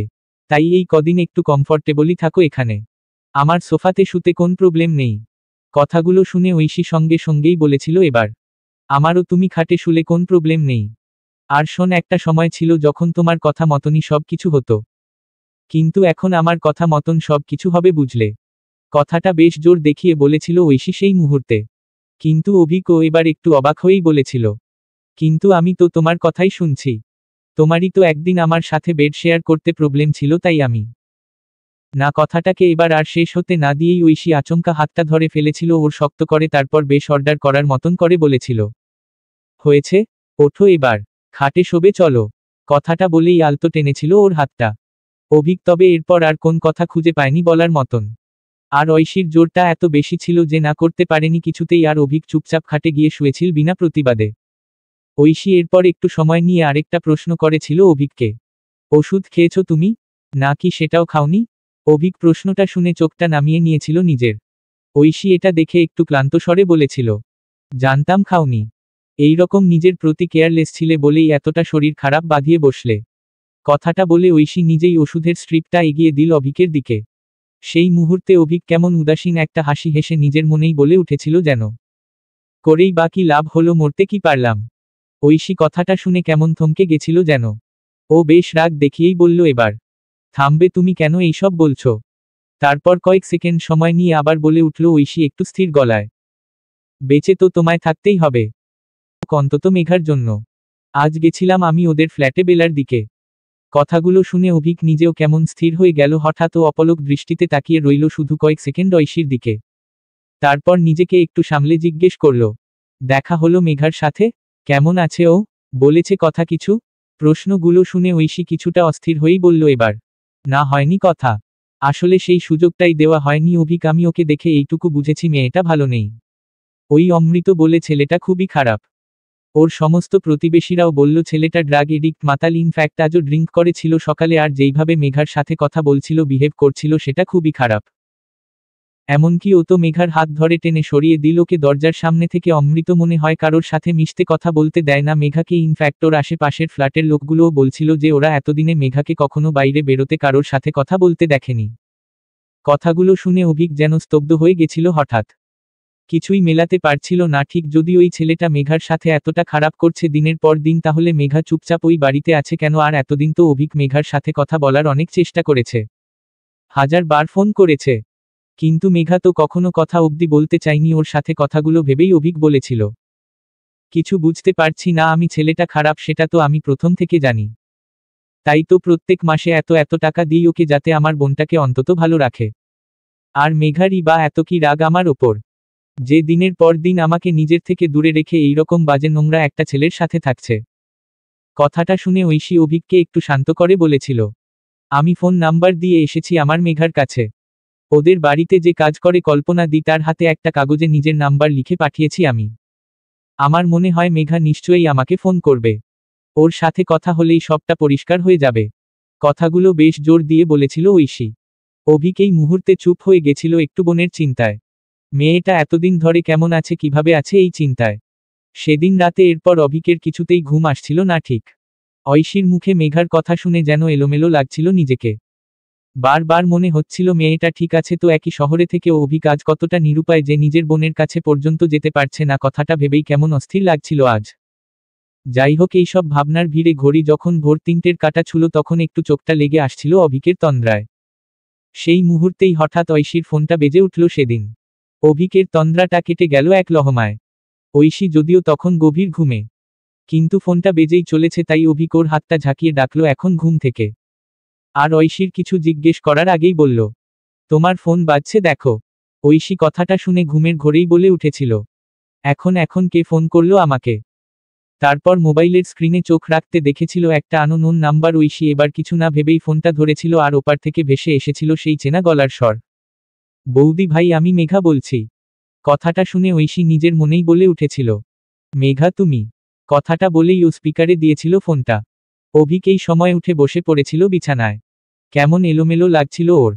এতদিন বাদে মেঘা ফোন করেছে কথাটা ভাবতেই ঐশী ও উঠে বসে জিজ্ঞেস করেছিল সঙ্গে সঙ্গে, কেমন আছো? আজ সকালে তোমাকে দেখে একদম ঠিক লাগেনি আমার। কথাগুলো এক নিঃশ্বাসে বলেছিল ঐশী। সেই মুহূর্তে মেঘা কেমন কান্নায় ভেঙে পড়েছিল হঠাৎ। ও ভাঙা গলায়ই বলেছিল, ভালো নেই বৌদি ভাই, একদম ভালো নেই। অমৃত খুব খারাপ ছেলে। ও কথায় কথায় গায়ে হাত দেয় আমার। সারাক্ষণ নেশা করে থাকে, মদ ড্রাগস কিছু বাদ নেই ওর। আমি খুব বড় ভুল করেছি। ওকে বিয়ে করে খুব বড় ভুল। কথাগুলো শুনে অভিক আর ঐশী দুজনেই যেন স্তব্ধ হয়ে গেছিল, কেমন সব অন্ধকার লাগছিল চোখের সামনে ওদের। সেই অন্ধকারের ভিড়েই ঐশী কিছুটা উত্তেজিত হয়েই বলেছিল, এত কিছু হয়ে গেছে আর তুমি কারোর সাথে যোগাযোগ করনি কেন? কেন এতদিন ধরে সহ্য করছো এইসব মেঘা? অন্তত তোমার দাদাকে একটা তো ফোন করে সব বলতে পারতে। ঐশীর কথাটা শুনে মেঘা যেন আরো কেঁদে ফেলেছিল সেই দিন। ও ভাঙাচোরা গলায়ই বলেছিল, পারতাম না বৌদি ভাই, কিছুতেই পারতাম না। যেইভাবে দাদাকে অপমান করে এক রাতের মধ্যে বাড়ি থেকে বেরিয়ে এসে বিয়ে করেছি, তারপর কোন মুখে এইসব বলতাম ওকে আর অমৃত ও বলে রোজ এখন আমার আর কেউ নেই নিজের। দাদা তো নিশ্চয়ই আমার ওপর এত রেগে যে ও আমার মুখটাও দেখবে না আর কখনো। কথাটা কেমন থমকে বলেছিল মেঘা। কিন্তু অভিক এবার আর চুপ করে না থেকে বলেছিল, থামবি? তুই পাগল হয়ে গেছিস নাকি? আমি তোর থেকে মুখ ফিরিয়ে থাকবো এটা ভাবলি কি করে? প্রত্যেক মাসে অমৃতকে আমি কারি কারি টাকা দিই শুধুমাত্র তোর খোঁজ পাওয়ার জন্য। তোকে তো আমি 1000 বার ফোন করেছি এতদিনে, কিন্তু তুই একবারও কল রিসিভ করিসনি, আমার একবার কথা বলিসনি। কথাগুলো এক নিঃশ্বাসে বলেছিল অভিক। মেঘা তো যেন অবাক হয়ে গেছিল সেই মুহূর্তে। ও ভেজা চোখেই বলেছিল এলোমেলো ভাবে, দাদা তুই তুই সত্যি কথা বললি আমার সঙ্গে? আমি বিশ্বাস করতে পারছি না। অমৃত এতদিন আমাকে শুধু এটাই বলেছে যে তুই আর কোন দিন আসবি না আমার কাছে, কখনো কথা বলবি না, আর ও তো আমার ফোনটাও নিজের কাছে রেখেছে এতদিন। কারোর সাথে যোগাযোগ করতে দেয়নি, একরকম ঘরবন্দি করেই আমাকে। কথাগুলো আর শেষ করতে পারল না মেঘা। গলায় কান্না এসে জমা হলো ওর। কিন্তু তার পরের মুহূর্তেই মেঘা কেমন অস্থির হয়ে বলে উঠল, আর কথা বলতে পারবো না আমি। অমৃত মনে হয় উঠে গেছে ঘুম থেকে। আমি লুকিয়ে ওর ফোন থেকে ফোন করেছিলাম বৌদি ভাইকে। তোমরা কেউ আর কল ব্যাক করো না এই নাম্বারে, তাহলে খুব মারবে আমাকেও। কথাগুলো বলেই মেঘা তাড়াহুড়ো করে ফোনটা কেটে দিয়েছিল সেদিন। অভিক আর ঐশী তবে বাকরুদ্ধ হয়ে গেছিল, যেন মেঘা এতগুলো দিন এরকম ভয়ঙ্কর অবস্থার মধ্যে আছে এটা ভেবেই যেন কেঁপে উঠছিল দুজনে। তবে আর দেরি করল না অভিক। সেই মুহূর্তেই এসিপিকে ফোন করল নিজে। বিজনেসের জন্য আসলে অনেক দিনেরই চেনা উনি। সবটা খুলে বলল অভিক মিস্টার মিত্রকে সেই ভোরে। তারপর একটু সকাল হতেই ফোর্স নিয়ে হাজির হলো অভিক ঐশী মেঘার বাড়িতে। পুলিশ দেখেই যদিও অবস্থা খারাপ হয়ে গেছিল অমৃতের। প্রথমে তো পালানোর চেষ্টা অবধি করেছিল, কিন্তু অভিকের রাগে আজ মাথা ঠিক ছিল না একদম। পুলিশ ওকে হাতে না হাতে ধরতেই অভিক নিজে গিয়ে দুগালে দুটো থাপ্পড় লাগিয়েছিল ছেলেটাকে। মেঘা সেই মুহূর্তে ছুটে এসে আঁকড়ে ধরেছিল নিজের দাদাকে। অভিক আজ এত কাছ থেকে মেঘাকে দেখে থমকে গেছিল, কেমন চোখে কপালে কালশিটে দাগ। কি অবস্থা করেছে বোনটার এই ছেলেটা, কথাটা ভেবেই পেশি শক্ত হয়ে উঠেছিল ওর রাগে। কেমন তীক্ষ্ণ স্বরেই সেদিন অমৃতকে বলেছিল ও, আই উইল মেক শিওর যে আর লাইফে কোনোদিনও তুমি এই বাইরের পৃথিবীটা যেন দেখতে না পারো, জেলটাই হচ্ছে তোমার আসল জায়গা। সারা জীবন পচে গলে মরতে হবে ওখানে। কথাটা শেষ হতেই অমৃতকে সেদিন তুলে নিয়ে গেছিল পুলিশ। অভিক ওপর মহল থেকে ইনস্ট্রাকশন দিয়েছিল যেন 3rd ডিগ্রি চালানো হয় ছেলেটার ওপর। যতটা কষ্ট ও ওর বোনকে দিয়েছে তার 3-4 গুণ কষ্ট যেন ফেরত পায় অমৃত। সেদিন এরপর ঐশী মেঘাকে আগলে রেখেছিল সারাক্ষণ। নিজে ডাক্তারকে কল করেছিল মেঘার চেক আপের জন্য। মেয়েটার চেহারাটা রজা অবস্থা হয়েছে, চোখে দেখা যায় না। হাতে পায় কোন না কোন জায়গায় মারের দাগ কালশিটে। ডাক্তার তবে বলেছিল ওকে দেখে শুধু শরীরেই না মনেও প্রচুর আঘাত লেগেছে মেঘার। এত কিছু সহ্য করে কিছুটা ডিপ্রেশনেও থাকতে পারে ও, তাই ভালো কোন সাইকোলজিস্ট দেখিয়ে কাউন্সেলিং করানো উচিত ওর। ঐশী কথাটা গিয়ে অভিককে বলেছিল। অভিক এটা শুনে খোঁজ নিয়ে শহরের বেস্ট সাইকোলিস্টকে অ্যাপয়েন্ট করেছিল মেঘার ট্রিটমেন্টের জন্য। এরপর কদিন ঐশী অভিক দুজনেই সারাক্ষণ ছিল মেঘার কাছে। কথা বলে যত্ন নিয়ে যত রকম ভাবে সম্ভব ওর মন আর শরীর দুটোই ঠিক করার চেষ্টা করেছিল ওরা। কিন্তু এইসবের ভিড়ে মেঘা জানতে পেরেছিল অভিকের কাছ থেকে যে ঐশী মাত্র 1 মাসের জন্য এই বাড়িতে থাকতে এসেছে। কথাটা জেনে কেমন নিজেকেই দোষী মনে হচ্ছিল ওর। মনে হচ্ছিল ওর অ্যাক্সিডেন্টের জন্যই তো ঐশী আর অভিকের মধ্যে এতটা দূরত্ব তৈরি হয়েছিল, সেই কথা ভেবে মনটা ভারী হয়ে যাচ্ছিল খুব বারবার। তাই সেই রাত্রে ঐশীকে একা পেয়ে মেঘা বলেছিল হঠাৎ নিজে থেকে, বৌদি ভাই একটা রিকোয়েস্ট করছি তোমাকে। আসলে আমার দাদাটা এতদিন আমার জন্য খুব কষ্ট পেয়েছে। এরপর তুমি চলে গেলে আবারও শেষ হয়ে যাবে আর সামলাতে পারবে না নিজেকে। তাই প্লিজ প্লিজ আর ওকে এই শাস্তিটা দিও না। আর আমাদের একা রেখে চলে যেও না তুমি। কথাটা বলতে বলতে মেঘা কেঁদে ফেলেছিল শেষে। ঐশীর এই মুহূর্তে নিজেরও কষ্ট হচ্ছিল কেমন, ও কিছু না বলেই মেঘাকে আগলে নিয়েছিল আবার শক্ত করে। তবে এইসব কিছুই যে অভিক আড়াল থেকে দেখছিল সেদিন এটা ওরা দুজনের কেউই খেয়াল করেনি ঠিক। অভিক সেই সময়ে থমকে গেছিল কেমন। মনে হচ্ছিল ঐশী আর কত কি করবে ওদের জন্য, ওর এত এত ভুলের পরও ঐশী প্রত্যেকটা সময় পাশে থাকলো ওর। অভিকের শরীর খারাপের সময় দিন রাত ওর খেয়াল রেখে সুস্থ করলো ওকে, তারপর মেঘাকে ও ঐশী তো ফিরিয়ে আনলো আবার।